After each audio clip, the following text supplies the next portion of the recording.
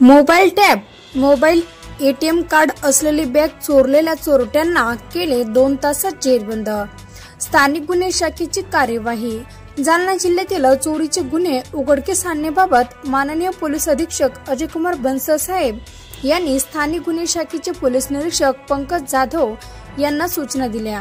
त्या अनुषंगाने पोलीस निरीक्षक स्थानिक गुन्हे शाखा जालना या पथकातील अधिकारी व अंमलदार यांना चोरीचे गुन्हे उघडकीस आणण्याबाबत सूचना देऊन मार्गदर्शन केले होते।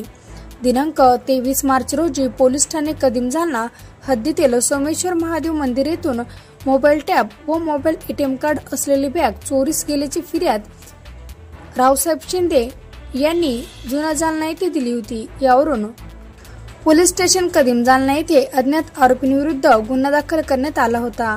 त्या अनुषंगाने पोलीस निरीक्षक स्थानिक गुन्हे शाखा जालना यांनी पथकातील अधिकारी व अंमलदार यांना चोरीचा गुन्हा उघडकीस आणण्याबाबत सूचना देऊन मार्गदर्शन केले होते। त्या अनुषंगाने शनी मंदिर जालना येथे आरोपी दीपक दत्ता नाईकवाडे यांनी चोरी केलेली अशी खात्रीदायक माहिती मिळाली। त्यावरून स्टाफ यांनी सदर इसामचा शोध घेऊन त्यांना ताब्यात घेऊन त्याला संबंधित विचारपूस करता त्यावरील गुन्हा केल्याची कबुली दिली। त्यांच्याकडून 25,000 रुपयाची किमतीचे टॅब व मोबाईल व इतर साहित्य असा मुद्देमाल जप्त करण्यात आलेला आहे। त्या अनुषंगाने पोलीस ठाणे कदीम जालना येथे गुन्हा दाखल करण्यात आला असून हा गुन्हा उघडकीस आलेला आहे।